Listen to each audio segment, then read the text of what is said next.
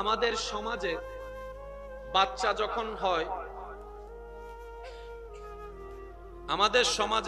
যখন হয়, একদিনের বাচ্চার চেহারা দেখে অনেকে বলে বাবার মতো হয়েছে, অনেকে বলে যে মার মতো হয়েছে, অনেকে বলে যে দাদার মতো হয়েছে, অনেকে বলে নানার গোষ্ঠীর মতো হয়েছে। আপনাদের এলাকায় যদি বলে থাকে আপনারা একটু আওয়াজ দিবেন, বলে কি বলে না? বাচ্চার চেহারা দেখে যার মতো লাগে সে তার কথাই বলে। নাকটা তার বাপের মতো হয়েছে, চোখগুলা কেমন জানি নানার গোষ্ঠীর মতো হয়েছে, তার হাসিটা কেমন জানি তার মরা দাদার বাস্তব চেহারা নিয়ে আসছে। এবার বাচ্চাটা যখন বড় হয় দেখা যায় সে দাদার মতো হয় নাই, নানার মতো হয় নাই, মার মতো হয় নাই, সে তার মতো। একটু জোরে বলেন না রে ভাই। আমাদের কাছে মতো মনে হয়, বাস্তবতা যখন সামনে আসে মতো তখন মতর মতো লাগে না। কিন্তু আপনার আমার নবী রাহমাতুল লিল আলামিন নবী শাফিউল মুজনাবিন নবীকে রব্বুল আলামিন যখন ধরার মধ্যে আম্মাজান আমেনার মাধ্যম দিয়ে মক্কা নগরের মধ্যে পাঠালেন, নবীর চেহারা মুবারক যারাই দেখেছে সবাই বলতে বাধ্য হয়েছে এত সুন্দর চেহারা আমার জীবনে আর কখনো কারোর মধ্যে দেখি নাই। সুবহানাল্লাহ। নবীর চোখ মুবারক দেখে সবাই বলতে বাধ্য হয়েছে এত সুন্দর টানা টানা চোখ তো অনেক দেখেছি, এই চোখের মতো চোখ দেখি নাই, এই নাকের মতো নাক দেখি নাই, এই ঠোঁটের মতো ঠোঁট দেখি নাই, এই হাসির মতো হাসি দেখি নাই, এই চেহারার মতো চেহারা দেখি নাই। রব ডাক দিয়ে বলে, ও আমার বান্দা তোরা দেখবি কিভাবে চোখে? ওয়াদুহা ওয়ালা চেহারা তো আমি আর কাউরে বানাই নাই, নবী মুস্তাফারটা বানিয়েছি।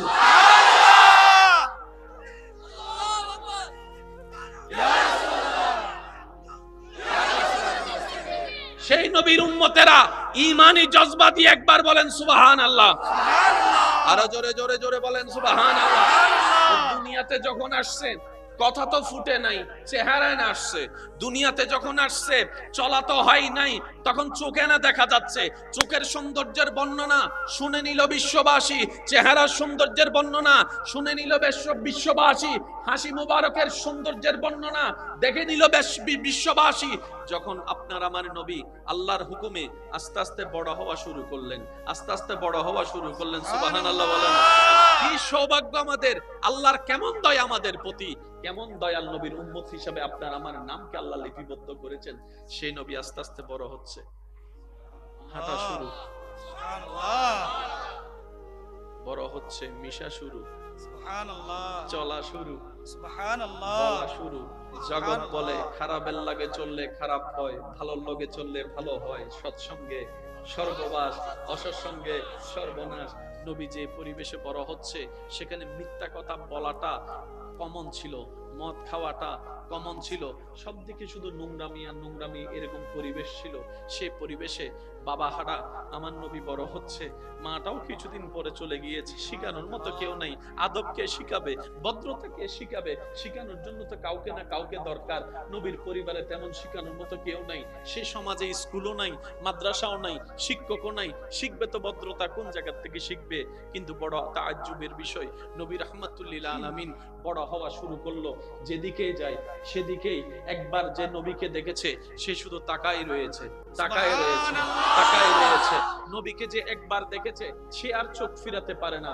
এত সুন্দর চেহারা কেমনে হয় মানুষ, এত সুন্দর কেমনে হয়, এত সুন্দর কেমনে হয়। একটু কাছে গিয়ে যখন নবীর সাথে কথা বলা শুরু করলো, নবীর আওয়াজটা যখন কানের মধ্যে আসছে, শুননেওয়ালা বলে এত সুন্দর আওয়াজ তো কারোটা শুনি নাই, এত সুন্দর আওয়াজ তো কারোটা শুনি নাই। এবার সেই নবীর সাথে যখন কথা বলা শুরু করলো, নবীর কথা শুনে বলে যে এত সুন্দর শব্দ চয়ন তো কারো থেকে দেখি নাই, এত সুন্দর করে শ্রদ্ধা দিয়ে কথা বলা কারো তো দেখি নাই। এবার সেই পরিবেশে নবীর বড় হওয়াটা এমন ভাবে বড় হওয়া হয়েছে, কাফেররা পর্যন্ত বলতে বাধ্য হয়েছে সবাই মিথ্যা কথা বলতে পারে, আব্দুল্লাহর ছেলে মিথ্যা বলতে পারে না, সবাই বাটপারি করতে পারে, আব্দুল্লাহর ছেলে বাটপারি করতে পারে না। নবীর চোখের প্রশংসা, চেহারার প্রশংসা করতে করতে এখন গিয়ে বলে সবার মধ্যে যদি কমতি থাকে আব্দুল্লাহর সন্তান মুহাম্মদের মধ্যে কোনো কমতি নাই বলে। এতদিন ছিল চেহারার প্রশংসা, এখন বের হয়েছে কথার প্রশংসা। সুবহানাল্লাহ বলি বলি বলি। এখন বের হচ্ছে নবীর হাসির প্রশংসা, এখন বের হচ্ছে নবীর শব্দের প্রশংসা, এখন ব্যবহার হচ্ছে, প্রকাশ হচ্ছে নবীর আচরণের প্রশংসা। আরো কিছুদিন যেতে না যেতে যখন নবী আরো বড় হলেন, নবীর উম্মত যারা আছেন তারা বলেন সুবহানাল্লাহ। সামনে ডানে বামে সবাই একই আওয়াজে বলেন সুবহানাল্লাহ। কারণ আপনারা যতবার সুবহানাল্লাহ বলবেন শয়তানের গালে ততটা জুতার বাড়ি। এবার মন খুলি একবার হই ফেলো সবাই সুবহানাল্লাহ। আর একখানা জোরে হসাই সুবহানাল্লাহ। যার যে দুর্বলিয়ম আছে এবারে বলিয়ম দিয়ে হসাই সুবহানাল্লাহ। আচ্ছা, এদিকে আরেকটা মাহফিল হচ্ছে না, আমাদের মাইকের আওয়াজ আমার ডিস্টার্ব হচ্ছে না তো? আমি মাইকওয়ালা ভাইকে বলবো আমাদের কারণে যেন কারো ডিস্টার্ব না হয়, কারণ ইসলাম মায়ার ধর্ম, ইসলাম ভালোবাসার ধর্ম। ইসলাম বলে নিজে না খেয়ে মানুষকে খাও। যদি প্রয়োজন হয় দরকার হলে 2টা মাইক কমাই দেন, কথা বলে না কেন? দরকার হলে 2টা মাইক ঘুরাই দেন, তারপরও কারো যেন ডিস্টার্বের কারণ না হয়, অশান্তির কারণ না হয়। এটার নামই হচ্ছে ইসলাম, কথা বলেন ঠিক কিনা?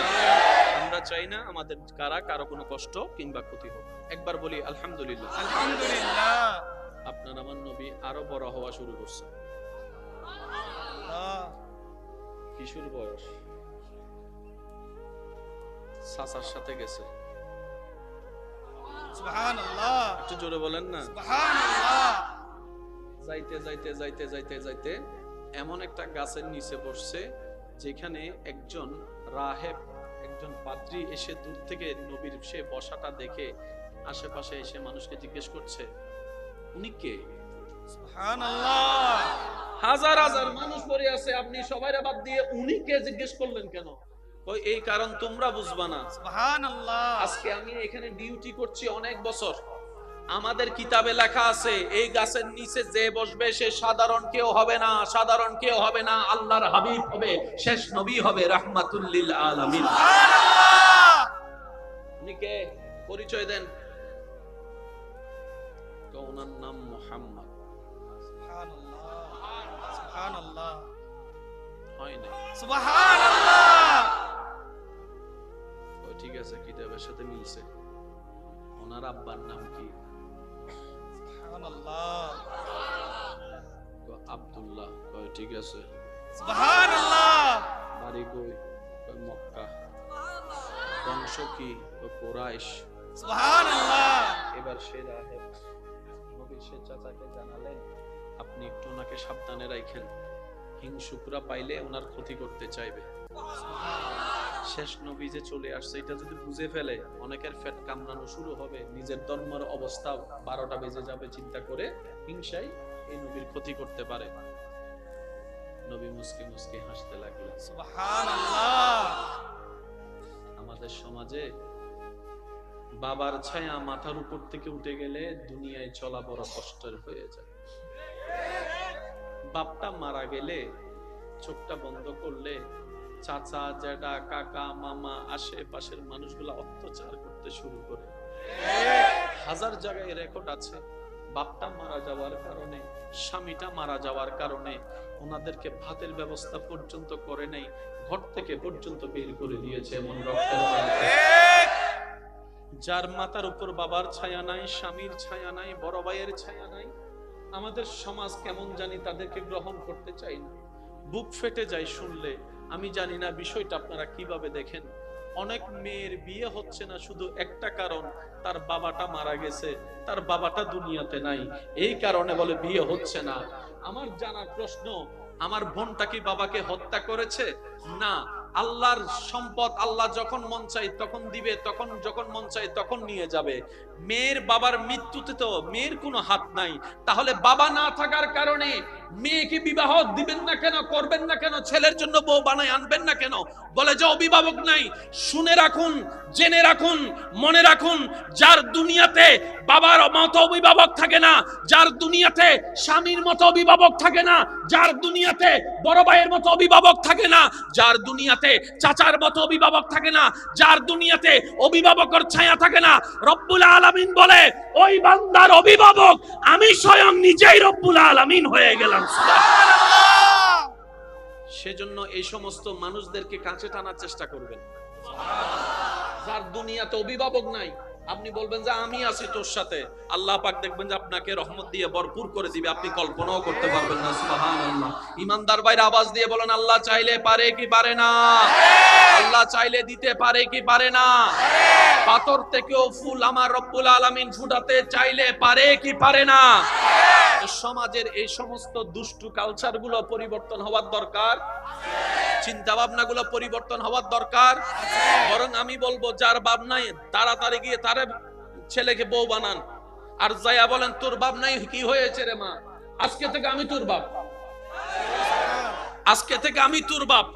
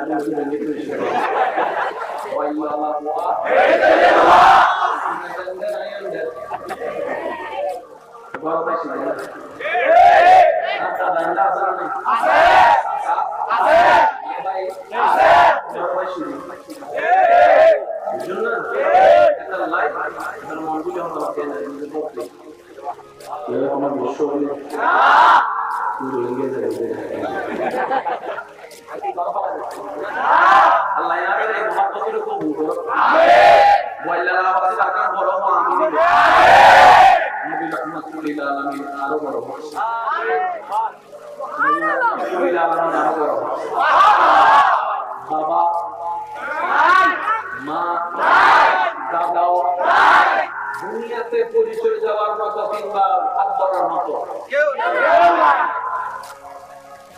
বললে বলা বলে মুহাম্মদের কেউ না। আশেপাশের মানুষ বলে মুহাম্মদের কেউ না। রব বলে যে কি বললি, কি কেউ নাই, বলে যে মুহাম্মদ সাল্লাল্লাহু আলাইহি ওয়াসাল্লাম। এক পর্যায়ে গিয়ে বলে মুহাম্মদের মাও নাই, বাবা নাই, দাদাও নাই, বংশ টিকার মতো ছেলেও নাই। বংশ দ্বারা টিকার মতো ছেলে নাই। আল্লাহ পাক বলে যে কি আমার নবী কেউ নাই, আমি আছি যে তোরা দেখেছ। আমি রব আছি, আর কারে ডাকতো? আমি খালিক আছি তো, আমি মালিক আছি তো। সুবহানাল্লাহ, জোরে জোরে বলতে হবে। আমি খালিক আছি তো ওনার সাথে, আমি মালিক আছি তো, আমি রহমান আছি, আমি রহিম আছি, আমি কাদির আছি। ইন্নাল্লাহা আলা কুল্লি শাইইন কাদির, ওয়ালা আল্লাহ আমি আছি। আগে লাগতো আমি আছি তো। এক পর্যায়ে বলে মুহাম্মদ সাল্লাল্লাহু আলাইহি ওয়াসাল্লাম দুনিয়া থেকে যাওয়ার পর বংশ তো টিকবে না, আমার তো ছেলে সন্তান নাই, নির্বংশ বলে একটা কথা তারা প্রচার করছে। ওই যে যারা দেখতে পারে না তার সালাম বাসা, যারা দেখতে পারে না তার সবকিছু তার খারাপ লাগে, ঠিক না? রব্বুল আলামিন বলে, আমার নবীর কি নাই বললি, আমার নবী তোরা কি নেই বললি? আমার নবীর বাপ না থাকার কারণে, মা না থাকার কারণে, কুরাইশ বংশের মানুষের সম্পত্তি না দেওয়ার কারণে আমার নবীকে তোরা গরিব ভাবলি, আমার নবীকে তোরা ফকির ভাবতেছস, আমার নবীকে তোরা অভাবী ভাবতেছস। ইন্না আতাইনা কাল কাউসার, কাল কাউসার, কাল কাউসার। কুল কায়নাতের মালিক স্রষ্টা আমি আল্লাহ। আমার নবী মুস্তাফাকে বিশ্বের সেরা খতিনা, নিয়ামত ভরা খতিনা, সমস্ত কিছু আমার নবীকে আমি আল্লাহ দান করে দিলাম। আল্লাহু আকবার, ইয়া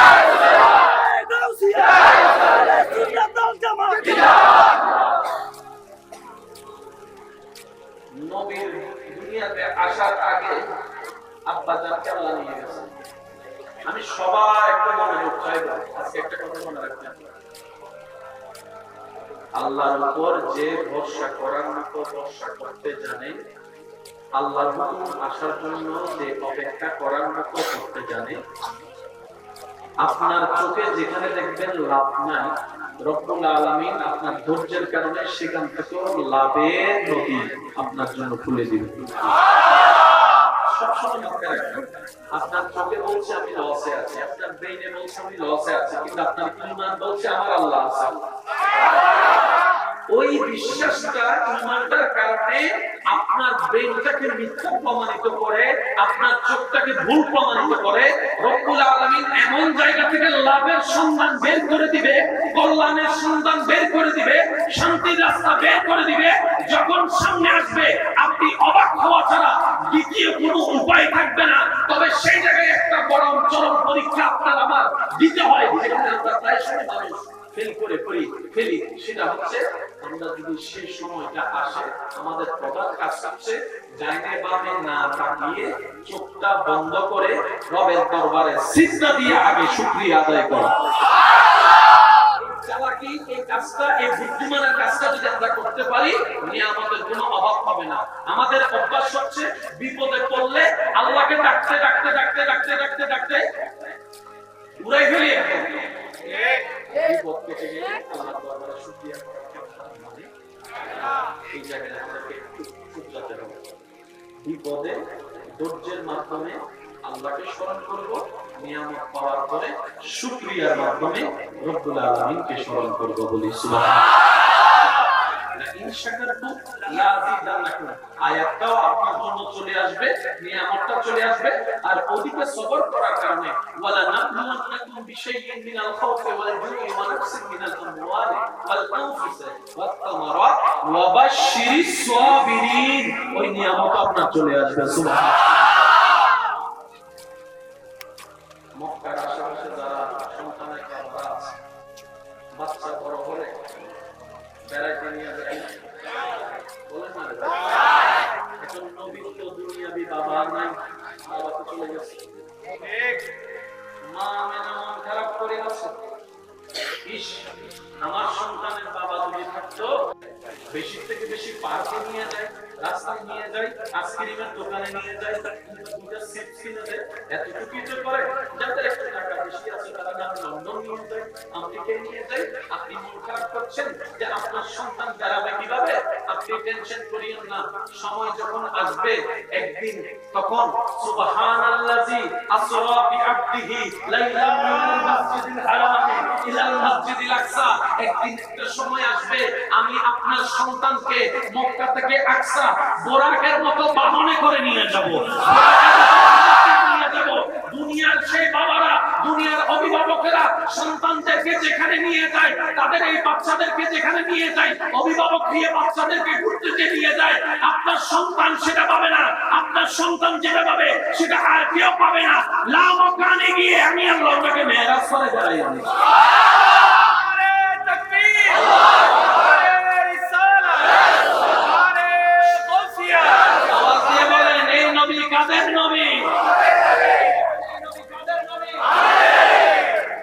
সবাই ঘুরতে যায় এখানে, আল্লাহ নবীকে ঘুরতে দিয়েছে ওইখানে।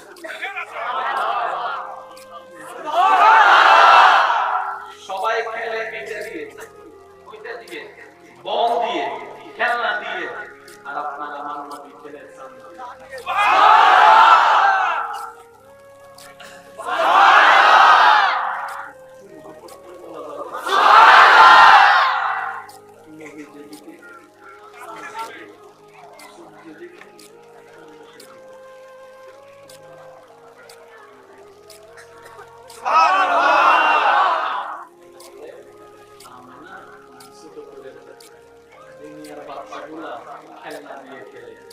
আর আপনার সন্তান আসমানের চাঁদ দিয়ে খেলছে।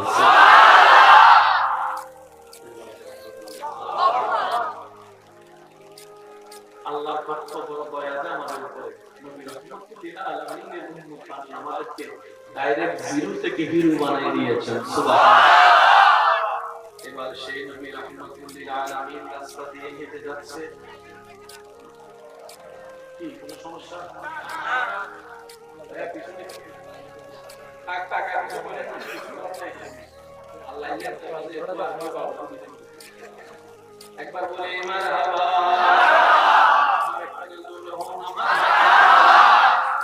এবার আপনার আমার নবী রাহমাতুল্লিল আলামিন নবী রাহমাতুল লিল আলামিন আরো বড় হতে শুরু করে।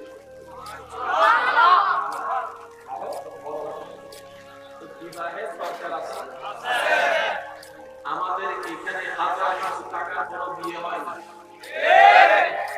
তিন লাগানের মানুষ ডাইরেক্ট লাগাবে, ডাইরেক্ট মানিয়া দোয়া নাও বলছো না ইবেরা ভিতরে ইবেরে বিজন লাগান সুকের মা আছে না আছে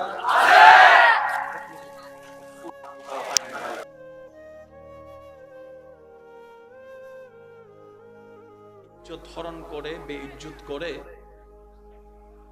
আল্লাহ তাআলা সেই বান্দাকে ঘরের ভিতরে থাকলেও বেইজ্জত করবেই করবে। তো নিজে বেইজ্জত থেকে বাঁচার উপায় হচ্ছে অন্যকে ইজ্জতে রাখা। অন্যের ইজ্জত হেফাজত করা মানে আমি আমার ইজ্জতকে হেফাজতে রাখা। সেজন্য মনে রাখবেন, আপনি আমি দোষ বলে কাউকে যদি ইনসাল্ট করি, ওনার রব কখনোই আমাদেরকে ছাড়বে, আর রব যারকে ধরবে তার অস্তিত্ব কখনো টিকবে না। সেজন্য নিজে বাঁচতে হলো মানুষের উপকার করার দরকার আছে না নাই?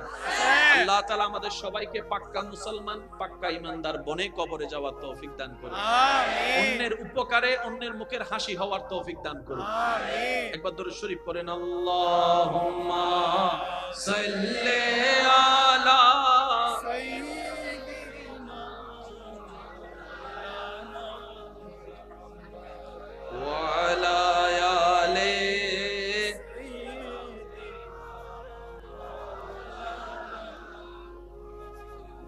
নবীর উম্মত সবাই মিলে একবার বলেন মারহাবা। মারহাবা। আমি আস্তে আস্তে বলছি, আপনারা শুধু মিলাবেন, যা জানেন সেটাই বলবো, কিন্তু একটু গভীরে যাব।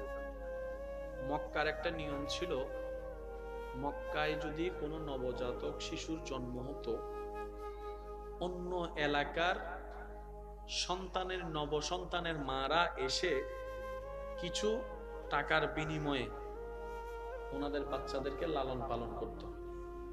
তো মক্কার যারা মানুষ, ওনারা বেশিরভাগ ছিল ব্যবসায়ী, সংসার ব্যবসা ট্যাবসা মিলে তেমন কোনো টাইম পেতেন না। তো ওনারা চিন্তা করতেন কি, বাচ্চাকে দিয়ে দিলাম, ওনারও কিছু উপকার হলো, আমিও মোটামুটি একটু সেফ থাকতে। বহর আসতে লাগলো মক্কায় সন্তান নিবে। অনেকেই নবীর ঘর থেকে ঘুরে যাচ্ছে, এটা শুনে যে এই ঘরে একটা সন্তান আছে কিন্তু ওর বাবা নাই। ঠিক যেটা আমাদের সমাজে হয় আর কি, এই ঘরে একটা সন্তান আছে কিন্তু বাবা নাই।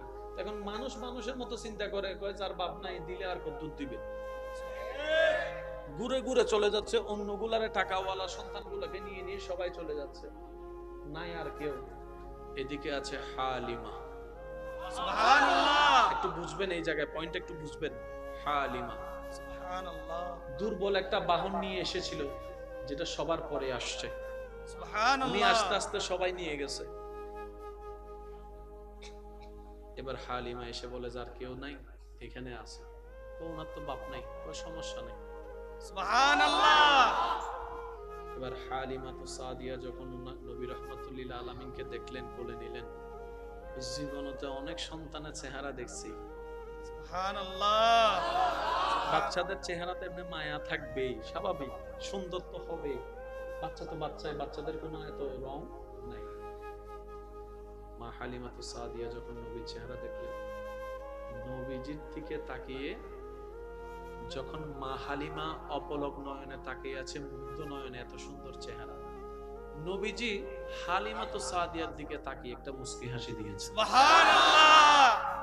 এবার মুস্কি যখন হাসি দিছে, হালিমা তো সাদিয়া বলে যে লাভ হোক লস হোক, সবসময় লাভের চিন্তা করার দরকার নাই, আমার এটারে লাগবে। সুবহানাল্লাহ। তো অনেকে বলে ওরা ওরা ওরা নবীকে নেয় নাই। আমি শ্রদ্ধার সাথে বলি, বেয়াদবি মাফ করবেন, ওরা ওরা ওরা নবীকে নেয় নাই না, নবী ওদের কাছে যায় নাই। সুবহানাল্লাহ। আরেকটু জোরে বলেন না। সুবহানাল্লাহ। আমার নবীরে রিজেক্ট করবে এমন বাপের ফুত আছে কে? সুবহানাল্লাহ। বলেন না, আছে আছে? নাই। আমার নবী নবীকে রিজেক্ট করবে, আপনার নবীকে রিজেক্ট করবে, আল্লাহর হাবিবকে রিজেক্ট করবে। সৃষ্টি জগতে এমন বাফের ভূত নাই, তারা নেয় নাই না, আমাদের নবী তাদের কাছে যায় নাই। আল্লাহ ঠিক, যাওয়া না যাওয়া কার হুকুম? আল্লাহ। তারা নিবে কিভাবে? আল্লাহ তো ব্যবস্থা করে রেখেছেন, নবী হালিমার ঘরে যাবে, তারা জোর করলেও তো নিতে পারবে সবাই জানেন, শুধু একটু স্মরণ করিয়ে দিচ্ছি। এবার উনি বলে যে লাভ লস যা হওয়ার হোক, সুবহানাল্লাহ, আমি গ্রহণ করলাম।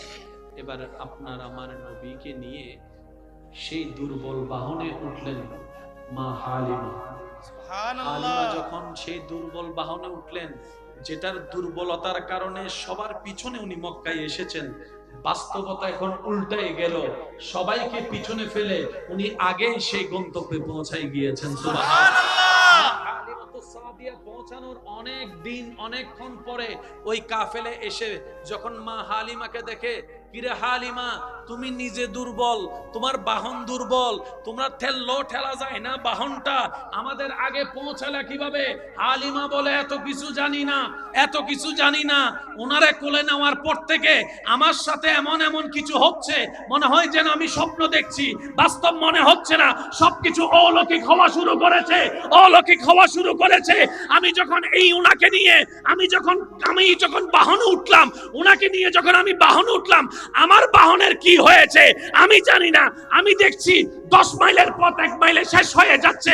মিনিটেও বরকত, সময়েও বরকত, গাড়িতেও বরকত, বাহনেও বরকত, শরীরেও বরকত, শক্তিতেও বরকত হওয়া শুরু করেছে। আল্লাহু আকবার, ইয়া রাসূলুল্লাহ, ইয়া রাসূলুল্লাহ।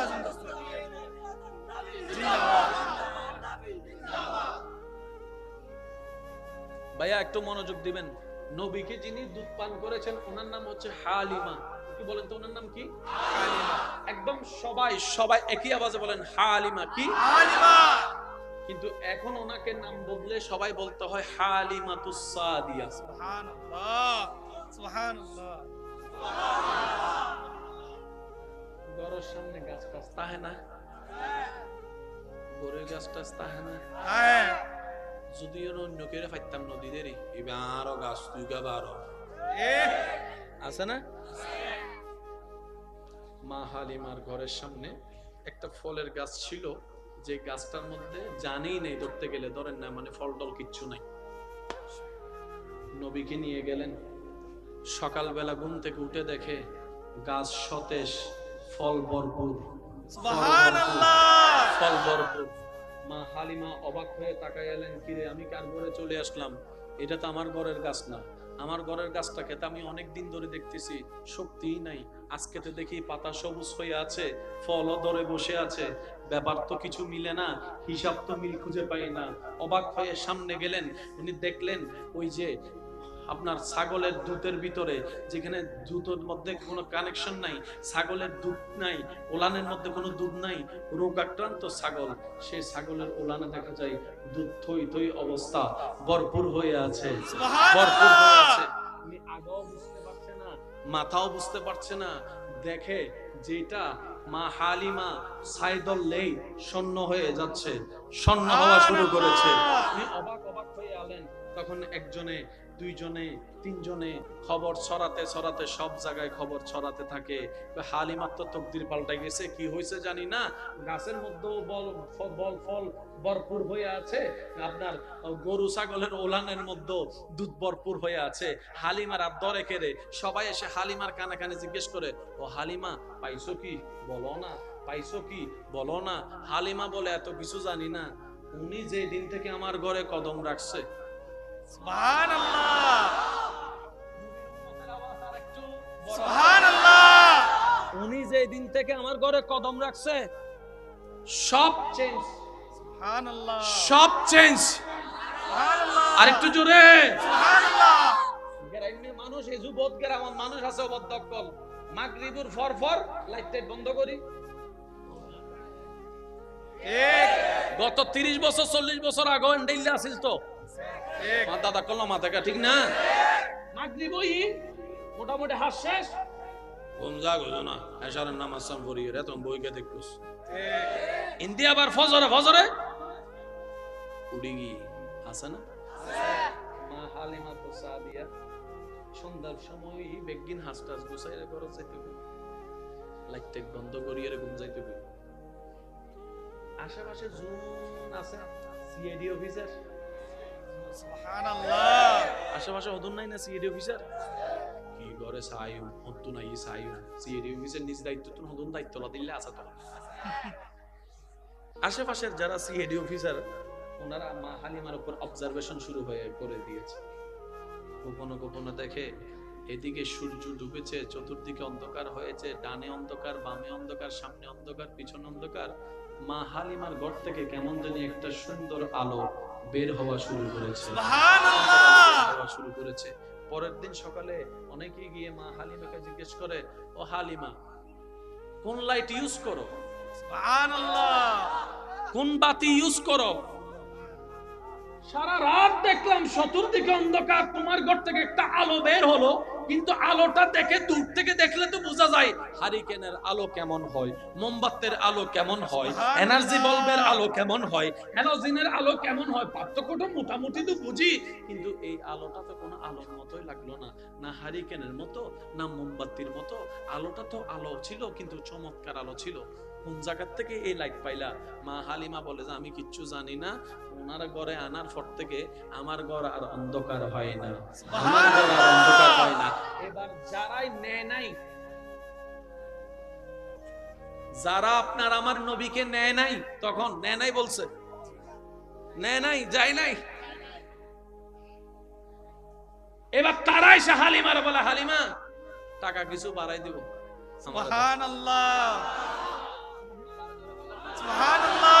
সম্পদ দরকার হলে কিছু বিক্রি করে হইলেও দিব এটা আমাকে দাও আরেকজনে বলে যে পাহাড় দুইটা লেখা দিব এটা আমাকে দাও আরেকজনে বলে যে আমি ওটের পাল তোমারে দিয়ে দিব এটা আমাকে দাও হালিমা বলে জান চলে যেতে পারে আমি দিতে পারবো না আমি দিতে পারবো না আমি দিতে পারবো না কারণ তোমরা সমস্ত বাচ্চার সাথে দুধ খাওয়ানোর দায়িত্ব নিয়েছো টাকার লেনদেনের কারণে আমি হালিমা টাকার লেনদেন আগের গুলোর সাথে করেছি এর সাথে আমার টাকার লেনদেন হয় নাই দিলের লেনদেন হয়ে গেছে দিলের লেনদেন হয়ে গিয়েছে কারণ আমি দেখেছি আমার দুই স্তনের মধ্যে এই মোহাম্মদ জীবনে কোনোদিন দুইটা খাই নাই একসাথে দুইটা খাই নাই একটা খেয়ে আরেকটা রেখে দিয়েছে আমার ছেলের জন্য সুবহানাল্লাহ নিজের চাইতে পড়ার কথা উনি বেশি চিন্তা করেন দিতেন নয় যা সুবহানাল্লাহ সিডেঙ্গে বাসারি দুরু যা ওয়া নহত দুরু যা এসে সিডেঙ্গে কোন না মাতে দুরু যা জিক্কেত তো নাই সুস যা আর দাদা তো হস্ত অরফান লা রাখে না ওনারা বুড়ো মানুষ তো বাজ কেন সেট করি ওনারা আরাম করে বসতো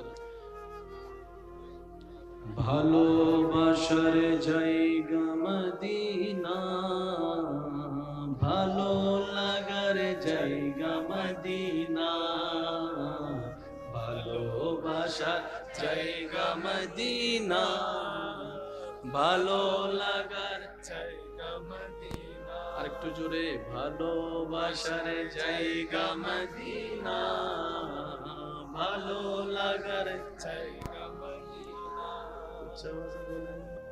নবী বলে আপনি আমাকে এত আদর করলেন আপনি আমাকে এত কাছে টানলেন আপনি আমাকে লেনদেনবিহীন ভালোবাসলেন আপনি আমাকে বুকে জায়গা দিয়েছেন আমি নবী আসব আপনি লসে থাকবেন তা তো হতে পারে না সুবহানাল্লাহ আল্লাহ পাক বলে হালিমা তুমি আমার নবীকে আপন করেছো সম্মান করেছো মায়া করেছো মহব্বত করেছো নিজের ঘরে রেখেছো জায়গা তুমি নিজের বুকে স্থান দিয়েছো নবীর সেবা করেছো আমি আল্লাহ এমন ভাবে ব্যবস্থা করে দিলাম সেই দিন মক্কায় আসা কারো নাম পৃথিবীবাসী জানবে না কিন্তু তুমি হালিমার নাম কিয়ামত পর্যন্ত আমার বান্দারা সম্মানের সাথে স্মরণ করবে সুবহানাল্লাহ আর কারো নাম জানা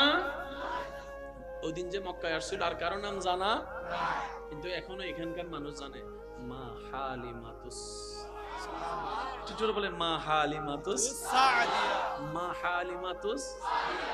শুধু তা না, অনেকে নিজের মেয়ের নামও হালিমা রাখে। ঠিক, সুবহানাল্লাহ। সুবহানাল্লাহ। অনেকে নিজের বোনের নাম হালিমা রাখে। সুবহানাল্লাহ। কিরে হালিমা এটা কে? বলে যে নবীর দুগ্ধ মাতা। সুবহানাল্লাহ, সুবহানাল্লাহ। এবার আসেন, কষ্ট হচ্ছে না তো আপনাদের? আমরা প্রায় শেষের দিকে, একটু মনোযোগ দিবেন। নবীজি যখন আস্তে আস্তে হাঁটা শুরু করলেন, সুবহানাল্লাহ, বেশিরভাগ নবী রাসূলের একটা সুন্নতের অংশ আপনারা হয়তো শুনেছেন, জানেন। ছাগল চড়ানো, দুব্বা চড়ানো, ওট চড়ানো, এটার সাথে প্রত্যেকটা কম বেশি নবী রাসূলের একটা সম্পর্ক আছে। আরেকটা কাজ, সেটা হচ্ছে কৃষি কাজ। তো এই দুইটা কাজকে ছোট করে দেখা মানে আমাদের মেন্টালিটি ছোট, আমাদের চিন্তা ছোট। ঠিক, আমার দৃষ্টিতে। আপনারা কি মনে করেন আমি জানি না, একটা মানুষের দৈনন্দিন প্রত্যেক দিন কি কাপড় কিনতে হয়? বলেন না ভাই, কাপড় কিনতে হয়, জুতো কিনতে হয়, টুপি কিনতে হয়, ঘড়ি কিনতে হয়, কিন্তু প্রত্যেক দিন একটা মানুষের খাবার দরকার হয়, ভাতের দরকার হয়। আর সেই ভাতটা হয় মাটি থেকে কৃষকরা নামার কারণে।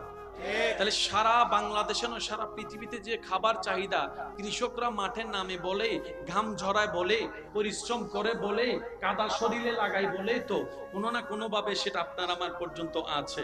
ঠিক কি না? আমার দৃষ্টিতে একটা দেশের সবচাইতে সম্মানী ব্যক্তিদের লিস্টের মধ্যে কৃষকদের নাম থাকা দরকার। অথচ আমরা কত অধপতনের দিকে গিয়েছি দেখেন। কোটিপতিকে, ইন্ডাস্ট্রিওয়ালাদেরকে সেলুট দিয়ে সম্মান দিচ্ছি, যদিও ওনার সেই ম্যাটেরিয়ালটা আপনার আমার হয়তো জীবনে একবার লাগবে, না হয় বছরে একবার লাগবে। একটা কৃষকের কাজ প্রত্যেকদিন আমাদের লাগে, কোনো না কোনো ভাবে কৃষকের সাপোর্ট কিন্তু আমাদের লাগেই। সে কৃষক যদি কেউ বলে যে আমি কৃষক, আমরা দুইটা পয়সার দাম দিতে চাই না। অনেকে কৃষকের সন্তান হয়ে সমাজে পরিচয় দিতে চায় না যে আমার বাবা কৃষক। আমি বলি, এমন কোন সন্তান যদি আমার কোনো কথা শুনেন, এমন কোন ভাই বোনেরা, আমি বলবো এখন থেকে বুক ফুলায় বলবেন আমার বাবা একজন কৃষক। কারণ কৃষি কাজ হচ্ছে সেই মহা সম্মানিত কাজ, যে কাজটা যুগে যুগে আল্লাহর প্রেরিত নবী রাসূলরা পছন্দ করে আপন করে নিয়েছেন। এই কৃষি কাজকে বলেন সুবহানাল্লাহ। কৃষি কাজ করা একটা ভাগ্যের ব্যাপার, নিয়ামতের ব্যাপার। আল্লাহ আমাদেরকে মর্যাদা দেওয়ার তৌফিক দান করুন। আর একটু জোরে বলি আল্লাহ পাক আমাদেরকে আল্লাহর বান্দা হিসেবে আল্লাহর বান্দাদেরকে ভালোবাসার, সম্মান দেওয়ার তৌফিক দান করুন। আমিন। আমাদের তো এমন অনেক সময় হয়, দাওয়াত দেওয়ার সময় বিয়ের অনুষ্ঠানে কিংবা বিভিন্ন অনুষ্ঠানে যেই আত্মীয়র টাকা একটু বেশি, ওর দাওয়াত একটু স্পেশাল হয়। ঠিক, কষ্ট নিচ্ছেন আমার কোনো কথায়? যে আত্মীয় স্বজনের একটু টাকা বেশি, ওনার খাবার দাবার হয় টেবিলে। যে আত্মীয় স্বজনের টাকা নাই, ওনাকে মূল্যায়নও করে না, কেউ জিজ্ঞেসও করে না খাবার খেয়েছে কিনা। আসলে আসলো, না আসলে নাই। আমরা অধপতনের সেই চরম পর্যায়ে নিচে চলে যাচ্ছি। মনে রাখবেন, এটা কখনো মনুষ্যত্বের কাজ হতে পারে না, নবীর উম্মতের কাজ হতে পারে না, আল্লাহর বান্দার কাজ হতে পারে না। কথা বলেন ঠিক কিনা? বৈষম্য দূর করার দরকার আছে না নাই?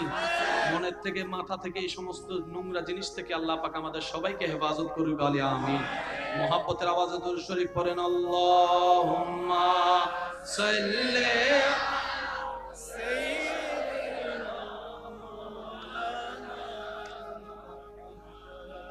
ওয়া আলা আলি।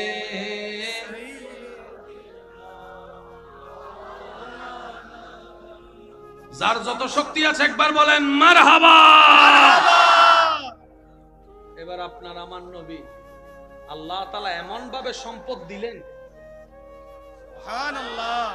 একটু বুঝবেন, নবীকে আল্লাহ এমন ভাবে সম্পদ দিলেন, বড় বড় সম্পদওয়ালা পর্যন্ত নবীর সামনে এসে, সুবহানাল্লাহ, সুবহানাল্লাহ, একটু জোরে বলি না সুবহানাল্লাহ, বড় বড় শত্রু পর্যন্ত নবীর সামনে এসে চোখে চোখ রেখে কথা বলতে পারে না, অন্যদিকে তাকাই থাকতে হয়। সুবহানাল্লাহ। সম্পদের শ্রেষ্ঠ নিয়ামত চরিত্র হচ্ছে, এটা হচ্ছে চরিত্র। সম্পদের শ্রেষ্ঠ সম্পদ হচ্ছে চরিত্র। কি বলেন আপনারা, একমত আছেন তো সবাই? সবচেয়ে দামি সম্পদের নাম কি? চরিত্র। চরিত্রের চাইতে দামি সম্পদ দুনিয়াতে আর কিছু হয়? আল্লাহ তাআলা বলে ইন্নাকা লাআলা খুলুকিন আযীম। সুবহানাল্লাহ। মহব্বতের আওয়াজে বলেন সুবহানাল্লাহ। সুবহানাল্লাহ। আপনি আমি ভোটার আইডি কার্ড বানাইতে গেলে, পাসপোর্ট বানাইতে গেলে ওই এলাকার যে কোনো একজন সরকারি প্রতিনিধির কাছ থেকে একটা চরিত্রের সার্টিফিকেট নিতে হয়। সেখানে উনি না দেখা সিগনেচার করে দেয়, সিল মারা থাকে, সিগনেচারটা পরে করে দেয়, লেখা থাকে আমার জানা মতে আমার এলাকার সবচাইতে ভালো মানুষ। ঠিক কথা বলেন না? ঠিক। আমি ওনাকে জিজ্ঞেস করলাম, ভাই আপনি যাকে ভালো মানুষ হিসেবে সিগনেচার দিয়েছেন আপনি চিনেন? কয় না। তো সিগনেচার দিলেন কেন? বলে যে আমার এলাকায় লক্ষ লক্ষ মানুষ, সবার এই সার্টিফিকেট দরকার, আমি কি সবার পরিচয় জানবো নাকি? সম্ভব? অসম্ভব, সেজন্য সাইন করে দিই। ঠিক কথা বলেন, ঠিক কি না? যার চরিত্রের সার্টিফিকেট দিয়েছেন স্বয়ং রব্বুল আলামিন, তিনি হচ্ছেন আপনার আমার নবী রাহমাতুল লিল আলামিন। উসওয়াতুন হাসানা, কোরআন যার চরিত্রের কথা বলেছে তিনি আপনার আমার নবী রাহমাতুল লিল আলামিন। ইন্নাকা লাআলা খুলুকিন আযীম বলে রব্বুল আলামিন যার চরিত্র মুবারকের সার্টিফিকেট দিয়েছেন তিনি আপনার আমার নবী রাহমাতুল লিল আলামিন। আসুন, আমার পূর্বের আলোচনার ফাঁকে বলেছেন কোরআন হচ্ছে থিওরিক্যাল, নবী রাহমাতুল লিল আলামিন হচ্ছে প্র্যাকটিক্যাল।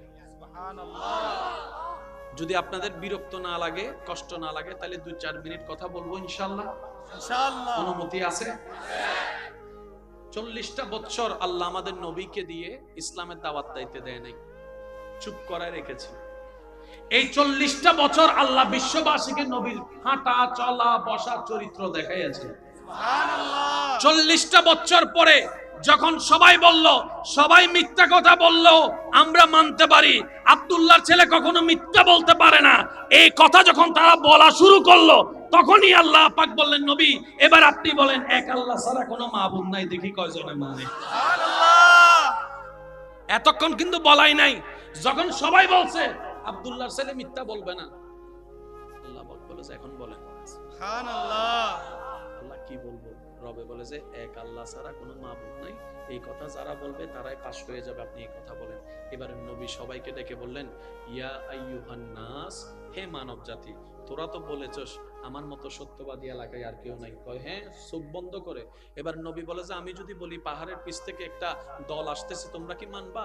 বলে যে আপনি বললে আমরা না দেখেও মানবো, কারণ আমরা জানি সবাই মিথ্যা বললো, আপনি জীবনে কোনোদিন মিথ্যা বলবেন না। ওই এতটুকু বিশ্বাস করো? বলে যে হ্যাঁ। এতটুকু মানো? বলে যে হ্যাঁ। তাহলে আমি একটা কথা বলি, শুনবা? বলে যে বলেন। এবার নবী বললেন, ইয়া আইয়ুহান নাস কুলু লা ইলাহা ইল্লাল্লাহ, এক আল্লাহ ছাড়া কোনো মাবুদ নাই, এক আল্লাহ ছাড়া কোনো প্রভু নাই, এক আল্লাহ ছাড়া কোনো স্রষ্টা নাই, এক আল্লাহ ছাড়া কোনো রিজিকদাতা নাই, এক আল্লাহ ছাড়া কোনো রহমান নাই, এক আল্লাহ ছাড়া কোনো রহিম নাই, এক আল্লাহ ছাড়া কোনো জ্ঞান দাতা নাই, এক আল্লাহ ছাড়া কোনো রিজিক দাতা নাই, এক আল্লাহ ছাড়া কোনো হায়াত দাতা নাই, এক আল্লাহ ছাড়া কোনো মওত দাতা নাই, এক আল্লাহ ছাড়া কোনো ইজ্জত দাতা নাই, এক আল্লাহ ছাড়া কোনো সম্পদ দাতা নাই, এক আল্লাহ ছাড়া কোনো স্রষ্টাই নাই। সুবহানাল্লাহ। এইবার বিরোধিতা করা শুরু করছে। যারা বিরোধিতা করার তারা বিরোধিতা করা শুরু করছে। তো এখান থেকে আমরা কি বুঝতে পেলাম? আমাদের সমাজেও কিছু মানুষ আছে বিচার যা করার করেন সব মানি, কিন্তু ওই তাল গাছ এটা আমার কিছু ইল্লা আছে না নাই? আছে না নাই? বিচার যা করার করেন, কিন্তু তাল গাছ বলেন না ভাই, তাল গাছ অর্থাৎ তুমি যা বলার বলো, আমি মানতে পারবো, আর মানিলে তো ব্যবসা বন্ধ হয়ে যাবে। ঠিক ঠিক কথা, মানিলে ব্যবসা কি যাবে? বন্ধ হয়ে যাবে, আর ব্যবসা চলতো না। ঠিক কথা কি বুঝতে পেরেছেন? এবারে নবী যখন এক আল্লাহর কথা বললো, দুই দল হয়ে গেল, এক দল মাননেওয়ালা আর এক দল না মাননেওয়ালা। যারা মাননেওয়ালা হয়েছেন ওনারা মুমিন মুসলমান হয়ে গিয়েছেন। সুবহানাল্লাহ। আর একটু জোরে বলি না সুবহানাল্লাহ।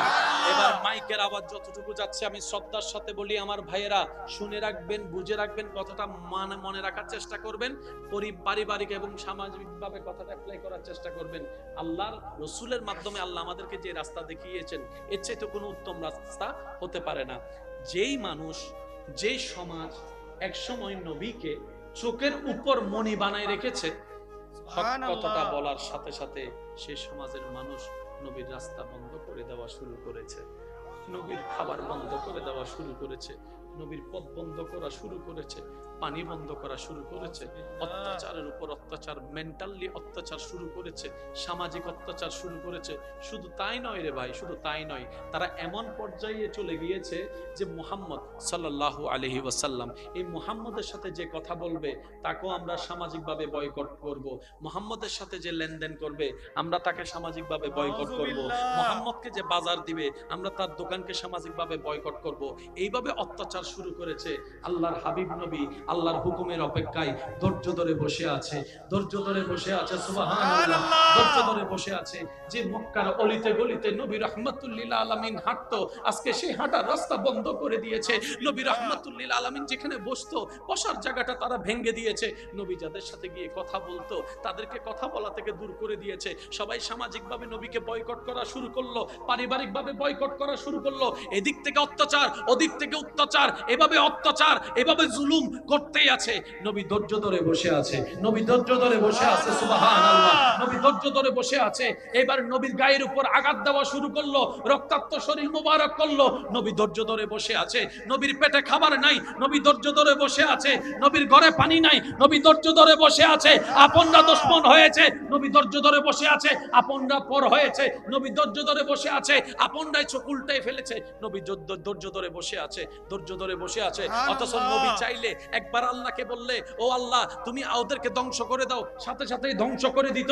নবী ধ্বংস দোয়া করে নাই, কারণ নবী বলে আল্লাহ আমাকে গজব দাতা হিসেবে পাঠাই নাই, রাহমাতুল লিল আলামিন করে পাঠিয়েছেন, রাহমাতুল লিল আলামিন করে পাঠিয়েছেন। আমি নিজে না খেয়ে হলো তাদেরকে খাওয়ার ব্যবস্থা করব, নিজে না হেসে হলো তাদেরকে হাসির ব্যবস্থা করব।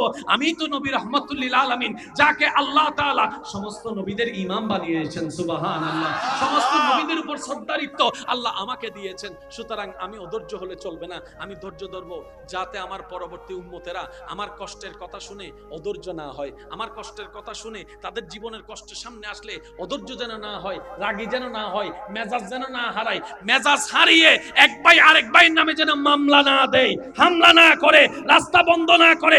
আমি নবীর আদর্শ যেন তারা জীবনে বাস্তবায়ন করে, আল্লাহর আসল নিয়ামত অর্জন করতে পারে। আল্লাহু আকবার, ইয়া রাসূলুল্লাহ, ইয়া রাসূল আযম দস্তগীর, জিন্দাবাদ জিন্দাবাদ। এবার নবীর সভা, সকল উম্মতে কি আওয়াজ একবার বলেন মারহাবা। হয় নাই, হয় না, আরো জোরে বলেন মারহাবা। নবী বলে আমি ক্ষমতা থাকার পরও চুপ। তুই দুই দোকানের মালিক হয়ে এত চিল্লাস কেন রে? সুবহানাল্লাহ। নবী বলে যে আমি কৌসারের মালিক হয়ে চুপ করে আছি, তুই দুই তলা বিল্ডিং এর মালিক হয়ে চিল্লাস কেন? চিল্লাইস না, আক্রমণ পরিবর্তে আক্রমণ করিস না, গালির পরিবর্তে গালি দিস না রে উম্মত। তুই শুধু ধৈর্য ধর, রবের দিকে তাকাই, রবে এমন ভাবে রাস্তা করে দিবে তোর দুশমনরা হার মানতে বাধ্য হবে। ইজ্জতের সমাজে এলাকায় তুই মাথা উঁচু করে দাঁড়াই থাকতে হবে। সত্যি করে বলেন আল্লাহ বিচার করে কি করে না? আর একটু জোরে বলেন আল্লাহ বিচার করে কি করে না? কিন্তু আল্লাহ আপনার আমার টাইমে বিচার করবে না, আল্লাহ আল্লাহর সময়ে বিচার করবে। সুবহানাল্লাহ। কিছুদিন পরে আল্লাহ পাক বলে হাবিব আপনার অনেক কষ্ট হচ্ছে আমি বুঝতেছি। নবী বলে যে আল্লাহ আপনার জন্য আমি সব করতে পারি, সব করতে পারি, সব কষ্ট পারি। এবার আল্লাহ পাক বলে নবী আপনি হিজরত করে মদিনায় চলে যান। একটু জোরে বলেন না সুবহানাল্লাহ। আপনি হিজরত করে মদিনায় চলে যান। মক্কাবাসী মনে মনে চিন্তা করতেছে যাক গেই তো, নাউযুবিল্লাহ, তারা চিন্তা করতে যাক গেই তো, নাউযুবিল্লাহ। মনে রাখবেন যারা স্থান পরিবর্তন করে তাদের তকদির একটু বেশি ভালো হয়, একটু বুঝে নেন না। যারা স্থান পরিবর্তন করে, আপনের অত্যাচার স্বীকার করে জায়গা পরিবর্তন করে, আল্লাহ তাদের লাখ বজন বুঝি ফেলি কি হইতাম চাই না, ওনারা বেগুনতুন বুঝিলেও চলিব, যারা বুঝেন না বুঝি ফেলি দেরি। এক সময় বাদ ছিল না, আজকে লক্ষ মানুষ বাদ খাইতেছে। ঠিক, সুবহানাল্লাহ। কেন জোর হন না? সুবহানাল্লাহ। আর দাদা কল কেন খেয়াল করলে বুঝিব। ঠিক, যারা স্থান পরিবর্তন করে তাদের লাখ আল্লাহ কুরাই দেয়, মনে রাখবেন। সেজন্য যদি কেউ অনর্গত বাইর করে দেয়, ঠিক আছে ভাই তোরা থাক, ও আল্লাহ তুমি সহ তোমার বান্দারা বাইর করে দিয়ে দেয়। সুতরাং বান্দা এবার আল্লাহ হিসেবে তুই আরে নিয়ে আমার দম করিবি।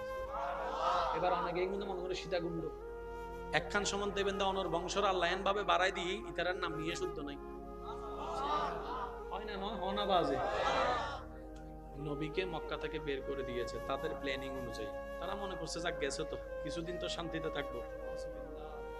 কিছুদিন পরে তারা গুপ্ত মানুষের খবর থেকে শুনে মক্কায় ডেলি মুসলমান হয়তো একজন, মদিনায় ডেলি মুসলমান হচ্ছে 10 জন, 12 জন, 20 জন। সুবহানাল্লাহ। ওদের মাইলি ফিরে হাম কেন হইল? সুবহানাল্লাহ। আল্লাহ যাকে মদদ করে এভাবে করে।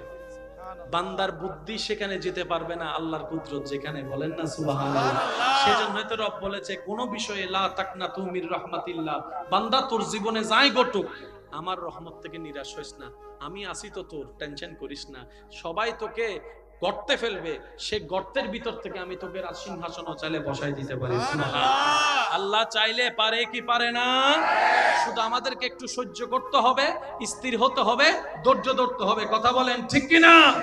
আল্লাহ আমাদেরকে ধৈর্যের নিয়ামত অর্জন করার তৌফিক দান করুন। এবার মক্কাবাসী শুনতেছে কয় ডেলি মুসলমান বাড়তেছে, ডেলি মুসলমান বাড়তেছে, ডেলি মুসলমান বাড়তেছে। এখন মক্কা থেকে ওখানে হামলা দেওয়ার তেমনও সুযোগ নাই, মক্কা থেকে কন্ট্রোল করার তেমনও সুযোগ নাই। মদিনাবাসী কয়েকজনকে পঠাইতে চাইছে, মদিনাবাসী বলতেছে একে তাক।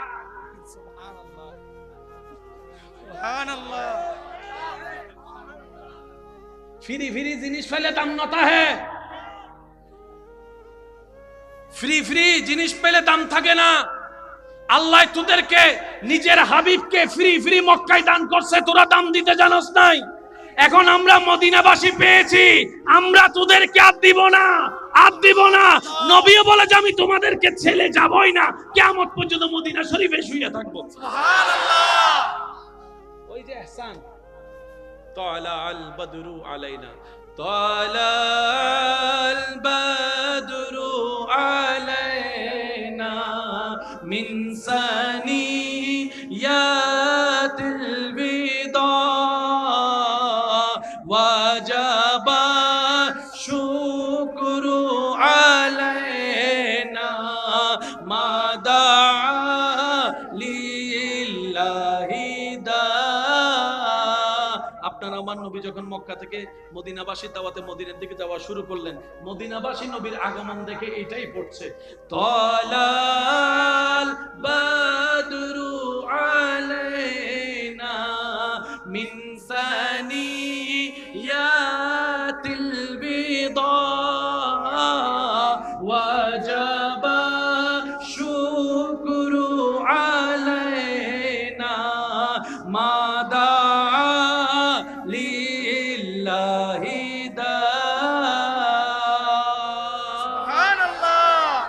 মদিনাবাসী বলে যে তোরা হাজার কিছু দিল, ওনার আর দিব না। সুবহানাল্লাহ। নবী বলে যে আমি আপনাদেরকে ছেড়ে আজ যাব না। আজকে মদিনাতুল মুনাওয়ারা, সুবহানাল্লাহ, ইয়াসিব নামে তুমি ছিলে অলক্ষণের দেশ, কতই মারাত্মক না ছিল তোমার পরিবেশ, নবীর ছোঁয়ায় হলে তুমি শাহে মদিনা, সব ভুলিব কিন্তু তোমায় বলতে পারবো। সেই নবী বলে উম্মত তোমরা যখন নামাজ পড়ো আমি নবী সেই দৃশ্য দেখে মনটা শীতল হয়ে যায়। সুবহানাল্লাহ। তোমরা যখন নামাজে দাঁড়াও হাজার ব্যস্ততার ভিতরে রবকে স্মরণ রাখো, আমি নবী সেটা দেখে আমার চোখ শীতল হয়ে যায়। সুবহানাল্লাহ। সেজন্য নামাজের দরকার আছে না নাই? আছে। আমি অনুরোধ করব, ব্যস্ততা সবার ছিল, আছে, থাকবে, কিন্তু হায়াত তো থেমে থাকবে না। ঠিক, একদিন তো কবরে যেতে হবে। এই নামাজ ওযু হাসরের ময়দানে আলো দিবে, সুবহানাল্লাহ। নামাজ কবরও আলো দিবে, হাসরেও আলো দিবে, সুবহানাল্লাহ। আমি বলবো ব্যস্ততা সবার আছে, ছিল, থাকবে। ফাঁকে ফাঁকে 5 ওয়াক্তের ভিতরে আপনি যতটুকু পারেন, যদি আপনি সাপ্তাহিক নামাজি হন, অন্য নামাজগুলো যদি পড়ার অভ্যাস না থাকে, 1 ওয়াক্ত থেকে শুরু করেন। সুবহানাল্লাহ। আসরের ওয়াক্ত দিয়ে শুরু করেন, এক সপ্তাহ পড়েন, আমার ঈমান বলে পরের সপ্তাহে হয়তো আপনি 2 ওয়াক্ত 3 ওয়াক্ত হয়ে যেতে পারেন। মন ছোট করার কোনো দরকার, কারো দোষ ধরার দরকার, কারো ভুল ধরার দরকার, কারো পিঠ পিছে কথা বলার দরকার। এই মুখটাকে যত পারি বন্ধ রাখবো, দিলটাকে ভালোবাসার উন্মুক্ত করে দিব। কার উপকার করব, মনে রাখবেন, কার উপকার করব? আপনের উপকার করাটা বাহাদুরি নয়। ঠিক, মনে রাখবেন এটা। বন্ধুর উপকার করা, কাছের মানুষের উপকার করা, তার যার থেকে উপকার ব্যাক পাবো তার উপকার করাটা বাহাদুরির বিষয় নয়। উপকার করে দেখান, আপনার দুশমনের উপকার করে দেখান। যে বাদ দেয় নাই আপনাকে, তারে বাদ দিয়ে দেখান। যে বদনাম করেছে তার প্রশংসা করে দেখান। যে আপনার রাস্তা বন্ধ করেছে তাকে ঘরের সামনে রাস্তা দিয়ে হাঁটার সুযোগ করে দেন। এটাই হবে উত্তরে উত্তর, উপকারে উপকার, দয়া পাওয়ার রাস্তা। বলেন সুবহানাল্লাহ। নবী রাহমাতুল্লিল আলামিন মক্কায় এসে সর্বপ্রথম কথা এটাই বলছে, আমাকে হামলা করছো তারা কোথায়? সুবহানাল্লাহ। আমার গর্ব ভাঙছো তারা কোথায়? আমারে গালি দিছিল যে ওগুলা কই? আমারে মারতে চাইছো ওগুলা কই? আমার পিঠের উপর উজুরি তুলে দিছিল যে ওগুলা কই? আমার পানি বন্ধ করে দিছিল ওগুলা কই? আমার পিছনে পিঠ পিছে বদনাম করছো তোমরা কোথায়? সবাই তো ভয়ে পালাই গেছে, কারণ যাওয়ার সময় নবী যে একা ছিল তাদের ধারণা, আসার সময় 10,000-এর বেশি সাহাবা। এখন বলে যে রেহাই পাবো না, জোরের মন পুলিশ পুলিশ, সবাই পালাই গেছে। সবাইকে অবাক করে, সবার মনের ধারণা নবী এবার আমাদেরকে প্রতিশোধ নিবে, হত্যা করবে, মেরে ফেলবে। যে যার মতো ধারণা করে, যে যেমন ধারণা করেও তেমন। এটাই তো বাস্তবতা। সবাইকে অবাক করে নবী রাহমাতুল্লিল আলামিন মক্কায় কাবার সামনে দাঁড়ায় বলে, আমাকে আঘাতদাতারা কোথায়? আমাকে হামলাকারী কোথায়? আমার ভাত বন্ধ করে, আমার খাবার বন্ধ করে এরা কোথায়? শুনো শুনো শুনো, আমি সবাইকে, নবী রাহমাতুল্লিল আলামিন, আমি নবী রাহমাতুল্লিল আলামিন সবাইকে ক্ষমা করে দিলাম, সবাইকে ক্ষমা করে দিলাম, সবাইকে ক্ষমা করে দিলাম। যে গালি দিছে তাকেও মাফ, যে মারতে চাইছে তাকেও মাফ, যে পাথর মারছে তাকেও মাফ, যে খাবার বন্ধ করছে তাকেও মাফ। আমি নবী যাও, তোমরা সবাইকে মাফ করে দিলাম, টেনশন করার দরকার নাই। আগে যেরকম মক্কায় ছিলা এখনো সেইভাবে থাকতে পারবা। নবীর এই চরিত্র দেখে দুশমন কালিমা পড়ে মুসলমান হয়ে গেছে। বলেন সুবহানাল্লাহ। আল্লাহ আমাদের সকলের হাজিরি কবুল করুক, আমিন। দাঁড়ায় দাঁড়ায় আমরা একটু নবীকে সালাম দিই, ইয়া নবী সালাম।